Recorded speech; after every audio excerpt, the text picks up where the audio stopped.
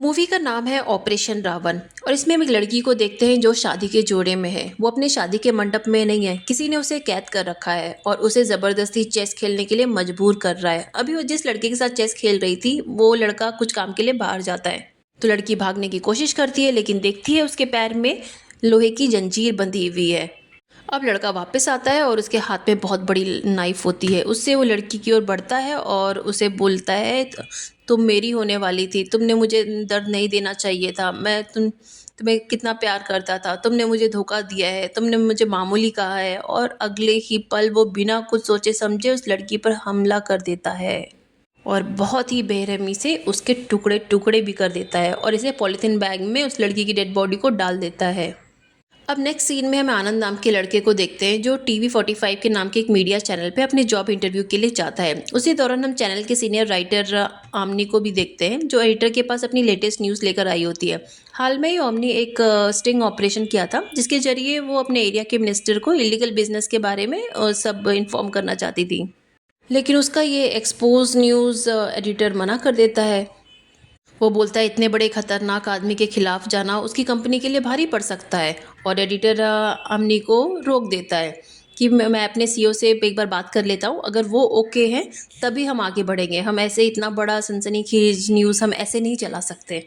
और हमें पता चलता है उस न्यूज़ कंपनी का CEO और मिनिस्टर दोनों तो बहुत ही अच्छे दोस्त हैं, तो वो तो मिनिस्टर के खिलाफ जाने नहीं वाला है। वो एडिटर को कहता है कि तुम जाके ओमनी के पास एक बंदा लगा दो, वो जो भी काम करे वो उसके बारे में हमें खबर देता रहे, और ओमनी को किसी दूसरे प्रोजेक्ट में लगाओ, नहीं तो वो ऐसे ऐसे एक्सपोजर लेके आएगी और हमारा ही दुकान बंद कर देगी एडिटिंग का।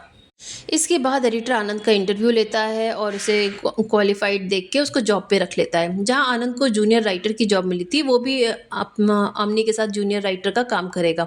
ओमनी को ये बात समझ में नहीं आती, अचानक से जूनियर राइटर क्यों दे दिया गया है मुझे, मैंने तो ऐसा कुछ किया नहीं है। लेकिन उसको तो रखा इसलिए गया था ताकि वो ओमनी के ऊपर नज़र रख सके।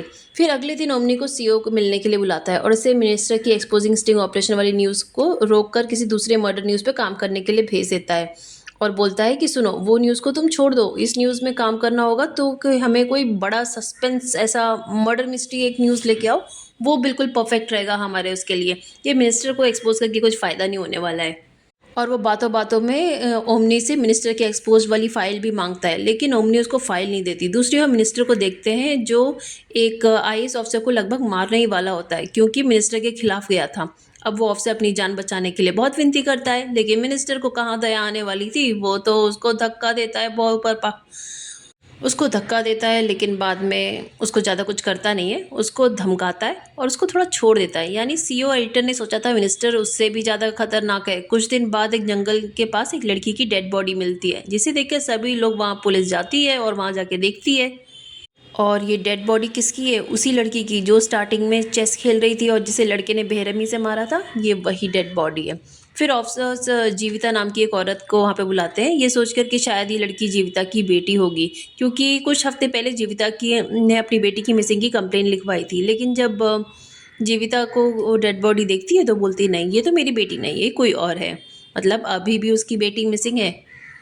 ऑफिसर फिर छोटे बड़े गुंडे लफंगे पुलिस स्टेशन में पूछताछ करते हैं, उनकी अच्छी खातिरदारी करते हैं, लेकिन किसी ने भी नहीं कहा कि उसने उस लड़की को मारा है या उसको पहचानते हैं। कुछ दिन पहले एक और लड़की का मर्डर हुआ था और वो मर्डर ना चंदू नाम के लफंगे ने किया था। ऑफिसर सब चंदू को पकड़ते हैं, उसे भी बहुत तरह से मारते हैं। तब चंदू जाके कबूलता है कि जिस लड़की की डेड बॉडी मिली है ना, उसे मैंने नहीं मारा है, इससे पहले वाला जो था ना, सिर्फ वही एक मर्डर किया है मैंने। तब ऑफिसर से मीडिया आप बात करते हैं और बताते हैं कि हमें जिस लड़की की डेड बॉडी मिली है ना, उसका मर्डर हमें मिल गया है, लेकिन हम ये आपको थोड़ी देर बाद बताएंगे क्योंकि अभी हम प्रॉपर इन्वेस्टिगेशन हम कर नहीं पाए। अभी ओमनी जाती है इस केस को देखने के लिए, तो वो चंदू से बात करती है। तो चंदू बताता है कि मैंने ये मर्डर किया ही नहीं है, ये ऑफिसर से क्लोज करने के चक्कर में मैं ये दूसरा मर्डर मेरे नाम पे चिपकाने के उसमें है और जल्दी से केस क्लोज कर देना चाहते हैं। तब ओमनी को लगता है इसमें कुछ तो झोल है, मर्डर कोई और कर रहा है, फंस कोई और है। अब आनंद और ओमनी उस लड़की के घर वालों के पास जाते हैं, उनसे जाके बात करते हैं कि जिन लड़कियों के हाल में मर्डर्स हुए थे उन सब परिवार से वो लोग जाते हैं और मिलते हैं। और सब में एक चीज़ कॉमन मिलती है कि उन सब की शादी कुछ दिन पहले तय हुई थी और शादी होने वाली थी। और ये कोई कोइंसिडेंस नहीं हो सकता। और इसी के साथ किलर सभी लड़कियों के हाथ भी काट रहा है, मतलब उनके साथ चेस भी खेल रहा है। लगता है शायद कुछ कहना चाहता है इसके थ्रू। इन सब चीज़ों से आनंद और रमनी को जीविता के घर भी जाना पड़ता है, क्योंकि वो भी, उसकी बेटी भी गायब है, तो उससे भी जाके बात करते हैं। तो वहाँ जाते हैं तो वो बताती है कि ऑफिसर्स ने इंदु की मिसिंग रिपोर्ट भी नहीं लिखी। बताओ, अब जीविता पर जब भी कभी मर्डर होता है तो उसे बुला लेते हैं कि कहीं ये तो तुम्हारी बेटी नहीं, कहीं ये तो तुम्हारी बेटी नहीं। तो जीविता पुलिस से भी काफ़ी परेशान है। अभी उसी रात ओमनी के घर में कोई अनजान आदमी घुसने की कोशिश करता है, पर अंधेरा होने की वजह से ओमनी सिर्फ उस आदमी का हाथ देख पाती है, और उसके हाथ में एक टैटू बना रहता है जो वो देख लेती है साफ साफ। अगले दिन ओमनी ये बात आनंद को बताती है कि कल रात मेरे घर में कोई ऐसा हुआ, ऐसा इंसिडेंट। तो उसी शाम को वो दोनों कहीं जा रहे होते हैं, तो देखते हैं एक आदमी कार चला रहा होता है उनके दूसरी रोड पे। तो वो देखते हैं उसके हाथ में सेम टैटू है। तो ओमनी ये बात आनंद को बताती है। आनंद उस आदमी को फॉलो करता है, और कुछ देर बाद वो आदमी आनंद के पास को देखता है कि ये आदमी मुझे ही पीछे पड़ा हुआ है, मुझे ही पकड़ना चाहता है। फिर वो दोनों मिलते हैं, आपस में लड़ाई होती है जिसमें आनंद उसकी हालत ख़राब कर देता है, और ये जान लेता है कि ये आदमी मिनिस्टर का है। ओमनी के घर पर भेजा था ताकि मिनिस्टर का जो एक्सपोज वाली जो फाइल थी ना, वो मिल सके। तो आनंद ये बात जाके मिनिस्टर के पास जाता है और उसे बोलता है, भाई अगर तुमने इस बार तो ऐसा किया है, बट अगली बार ऐसा किया ना, तो मेरे पास और भी फाइल है, तो मैं एक्सपोज करने वाली सब ऑनलाइन कर दूंगा। और एक और बात भी बोलता है कि तुमने एक स्टेट के चीफ मिनिस्टर के बारे में जो तुम उल्टा सीधा बोल रहे थे ना, वो वाला भी है, टेप है हमारे पास। तो ये सारे सबूत ना पुलिस स्टेशन में जाके हम दे देंगे, और आके फिर देख लेना तुम क्या तुम करोगे।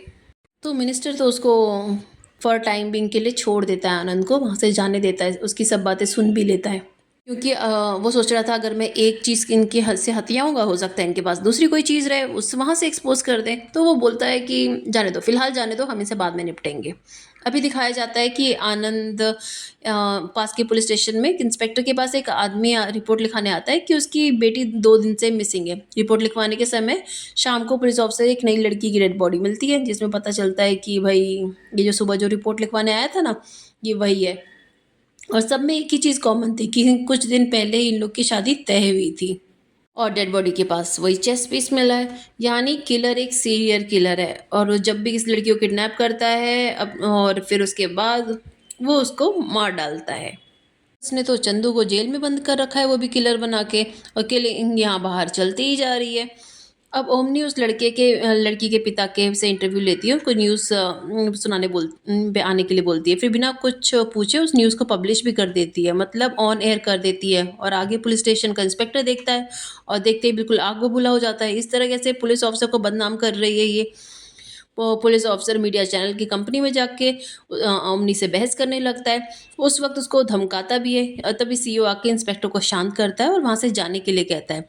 वही एडिटर और बाकी सब ओमनी के ऊपर गुस्सा हो जाते हैं कि तुमने किसी से परमिशन भी नहीं लिया, ऐसे कैसे तुमने चैनल को बिल्कुल हमारे ही चैनल पे तुमने ऑन एयर कर दिया। कभी किसी से तो सलाह लेनी चाहिए थी, ये चैनल तुम्हारा थोड़ी ना है, तुम यहाँ पे काम करती हो।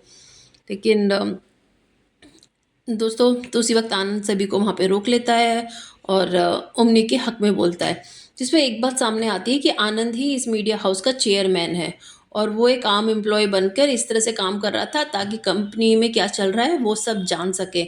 ओमनी और आनंद कॉलेज में एक साथ थे, तब आनंद ने ओमनी को प्रपोज भी किया था, लेकिन तब उस समय ओमनी ने रिजेक्ट कर दिया था।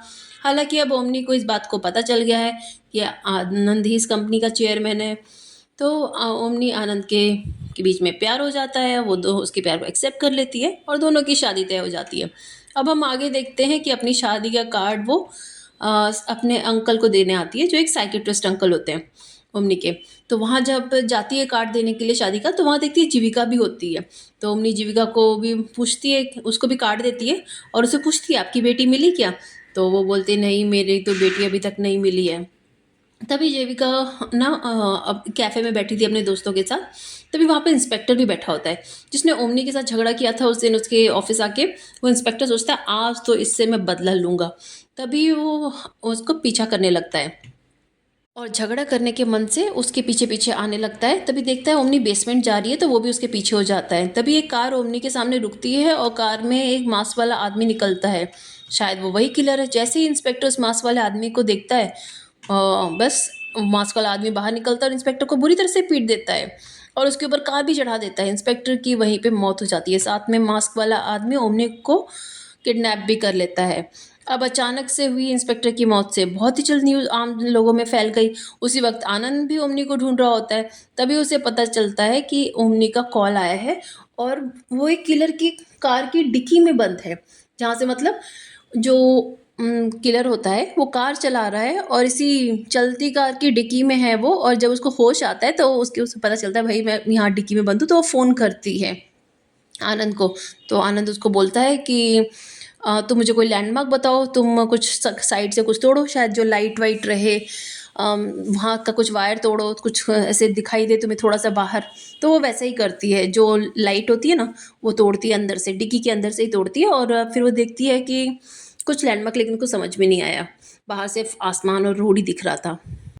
फिर वो देखती है यहाँ पे कोई तो पेंट है, तो वो पेंट कार के बाहर गिराती रहती है ताकि उससे ना किसको आइडिया मिले कि ये इसी कार में मैं हूँ। तब तक आनंद ना पुलिस ऑफिसर्स की मदद लेता है और उसकी कॉल भी ट्रैक कराता रहता है कि उसने कॉल किया था तो कहाँ पे जा रही है वो गाड़ी। तो तब तक ना एक सिग्नल पे गाड़ी रुकती है और कोई नॉर्मल बंदा जो गाड़ी चला रहा होता है उसको बोलता है, सर आपकी गाड़ी के पीछे से पेंट गिर रहा है, आप ज़रा जाके देखिए। तो समझ जाता है किलर कि मेरी गाड़ी में वो पीछे जो डिक्की में बंद है वो कुछ तो गड़बड़ कर रही है। वो ओमनी का फ़ोन लेकर किसी दूसरी गाड़ी में डाल देता है और आनंद डिस्ट्रैक्ट होकर उस गाड़ी के पीछे चलता रहता है क्योंकि वो तो लोकेशन ट्रैक कर रहे थे फ़ोन का। वहीं कुछ दूर जाने पर किलर को आगे पुलिस चेकिंग भी दिखाई देती है, जिस वजह से वो आगे नहीं कार को बढ़ा पाता है। इस जगह पे एक उसे क्रॉस भी किया था, बड़ा ट्रक होता है जो वहाँ से गुजरता है, तो जिसका ड्राइवर से ना किलर बात करता है और अपनी कार उस बड़े ट्रक के अंदर डलवा देता है। और तब ओमनी देखती है कि वो गाड़ी के अंदर जा रही है, तो वो गाड़ी के जो छोटा सा उसने छेद किया था ना पीछे जहाँ लाइट लगी रहती है, वहाँ से अपनी कुछ चूड़ियाँ, कुछ अंगूठी वगैरह सब ऐसे फेंकती रहती है। तब आनंद तो उसको ट्रैक कर ही रहा है और एक जगह आके लॉस्ट हो जाता है कि उसे उसे पता भी चल जाता है कि ये दूसरी गाड़ी में उसने फ़ोन डाला हुआ है।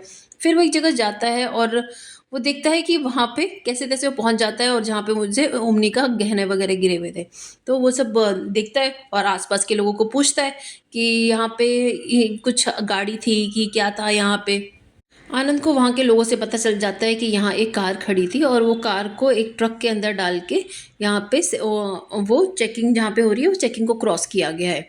वो तो और जो बड़ा ट्रक होता है वो तो क्रॉसिंग क्रॉस करके काफ़ी आगे निकल चुका होता है। तब वो आनंद जाता है, उसको ढूँढता है और काफ़ी मेहनत करने के बाद वो ट्रक को पकड़ लेता है। तभी दोस्तों किलर ट्रक का एक्सीडेंट भी करवा देता है जिससे आनंद काफ़ी घायल हो जाता है। किलर किसी भी वो तरह से ओमनी को लेकर वहाँ से निकल जाता है और रात में ओमनी को किलर को देखती है कि किलर अपना मास्क हटाता है, तो फाइनली हमें पता चलता है किलर कोई और नहीं, जीविका का छोटा भाई राघव है। ओमनी भी राघव को जानती थी क्योंकि वो तो जब जीविका के घर गई थी तो वो इससे मिल चुकी थी। अब किलर उसको धमकाता है और उसको बोलता है कि ये साड़ी पहनो, और ये साड़ी पहनने के लिए देता है उसको। लेकिन जब जीविका कमरे में जाती है चेंज करने के लिए अपना कपड़ा, तो देखती है कि उसकी जेब में एयरपीस अभी भी पड़ा हुआ है और वो अभी भी ऑन था। तो ओमनी वहाँ से आनंद का नाम लेती है और आनंद उसकी आवाज़ सुन के रिस्पॉन्ड करता है और उसको बताती है कि मैं इस जगह पे हूँ, यहाँ कंस्ट्रक्शन की जगह है। तो और किलर ये है। तब आनंद राघव को ढूंढते हुए निकल जाता है। उसी दौरान राघव का पास्ट भी दिखाया जाता है कि बचपन में राघव की माँ की मौत हो गई थी, तब जीविका ने ही उसे पाल पोस के बड़ा किया था। एक बड़ी बहन से ज़्यादा उसके लिए माँ का काम करती थी वो। और जीविका की बेटी थी इंदु और राघव से 5 साल छोटी थी। राघव उस वैसे तो उसका मामा था, लेकिन उससे प्यार हो गया उसे, और उससे ही हमेशा शादी करने के बारे में सोचता रहता था। और जब बड़ी हुई तो जीविका ने अपनी बेटी की शादी चंदू राघव के साथ अपनी बेटी इंदु की शादी राघव के साथ फिक्स कर दी। लेकिन इंदु एक दिन उसे बोलती है कि मैं तुमसे शादी नहीं कर सकती राघव, क्योंकि मैं तो किसी और से प्यार करती हूँ। तो ना चाहते हुए भी जीविका को उसे यही कहना पड़ता है कि मैं इंदु से शादी नहीं कर सकता, आप इसकी शादी कहीं और करा दीजिए। और इसके बाद इंदु की शादी उसके बॉयफ्रेंड से हो जाती है। लेकिन ये इतना ज़्यादा दुख था कि इंदु की शादी के बाद राघव पूरी तरह से बदल जाता है। वो अपने दुख में डूबा हुआ रहता है। उसके अंदर की अच्छाई और बुराई में जंग स्टार्ट हो जाती है। उसे ना उसके जो वो सोचता था वो कैरेक्टर्स है उसको दिखने लगे थे और इंदु को पाने के लिए बिल्कुल पागल बन बैठा था। राघव एक तरीके से साइको हो गया था और उसी रात इंदु को वो मर्डर भी कर देता है कंस्ट्रक्शन साइट में ले जाके और उसकी डेड बॉडी ना अपने पास संभाल के रखता है वो। उसकी डेड बॉडी वो कहीं नहीं फेंकता है।